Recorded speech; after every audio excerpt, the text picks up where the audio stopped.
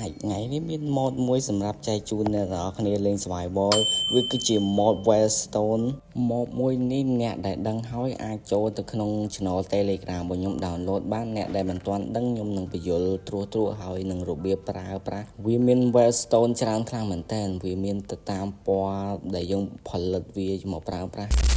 មកឥឡូវខ្ញុំនឹងបញ្យល់អ្នកទាំងអស់គ្នាពីរបៀបប្រើប្រាស់ឧទាហរណ៍អ្នកទាំងអស់គ្នាទៅឲ្យឆ្ងាយពីផ្ទះអ្នកទាំងអស់គ្នាមកឆ្ងាយហើយឥឡូវអ្នកទាំងអស់គ្នារកកន្លែងដាក់ Wellstone មកមួយមកឥឡូវអ្នកទាំងអស់គ្នាចូលក្នុង Wellstone ហ្នឹងអ្នកទាំងអស់គ្នាបើក setting ខាងលើហ្នឹងមកតែប៉ុណ្្នឹងទេរួចរាល់ហើយឥឡូវអ្នកទាំងអស់គ្នាទៅកន្លែង spawn យើងវិញឧទាហរណ៍ផ្ទះអ្នកទាំងអស់គ្នាចឹងអ្នកទាំងអស់គ្នាដាក់ជាមួយនឹង Wellstone មួយមកហើយអ្នកទាំងអស់គ្នាបើក setting ខាងក្រោមនេះមករួចរាល់ហើយឥឡូវហ្នឹងឧទាហរណ៍ថាអ្នកទាំងអស់គ្នាចង់ទៅផ្ទះអ្នកទាំងអស់គ្នាចូលមកកាន់ Wellstone របស់យើងមក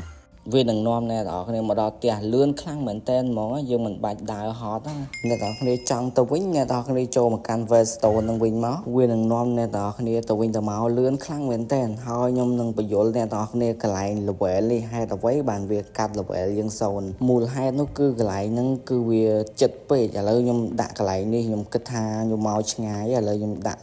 keep spawn វាវិញសារថ្មីឥឡូវខ្ញុំគិតថាវាឆ្ងាយហើយអញ្ចឹងខ្ញុំនឹងចូល Wellstone នឹងម្ដងទៀតអ្នកទាំងអស់គ្នាឃើញវាកាត់ level យើងមក level ហើយនេះឃើញអត់អញ្ចឹងអ្នកទាំងអស់គ្នា keep spawn កាន់តែឆ្ងាយវាកាត់ level របស់យើងតាមនឹងឯងឥឡូវខ្ញុំនឹងចុចឲ្យអ្នកនរគ្នាមើលឃើញអត់វាអត់ទៅទេដោយសារតែវាត្រៀមទា level ឥឡូវនេះខ្ញុំនឹងយក XP សិនអូខេអញ្ចឹងខ្ញុំនឹងចូលវាម្ដងទៀតឥឡូវនេះគឺថាខ្ញុំអាចមកផ្ទះវិញបានហើយយេអញ្ចឹងខ្ញុំគិតថា mod មួយនេះគឺវាផលថាប្រយោជន៍ឲ្យយើងល្អមែនតើហ្នឹងហើយ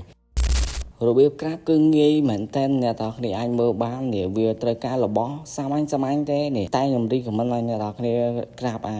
stone មួយនេះវាងាយស្រួលក្រាបប្រហែលជាវាទៅតាមតំបន់ហើយបានយើងត្រូវការក្រាបច្រើនយ៉ាងហ្នឹងAlright អញ្ចឹងអ្នកទាំងគ្នាអាចទៅចូលនៅក្នុង channel Telegram របស់ខ្ញុំបានដែលមាន link នៅក្នុង comment ណាអ្នកទាំងគ្នាអាចទៅចូល download បានហ្នឹងហើយអញ្ចឹងបើគិតថាវីដេអូនេះមានប្រយោជន៍កុំភ្លេចឲ្យបេះដូងម្នាក់មួយផងបាយបាយ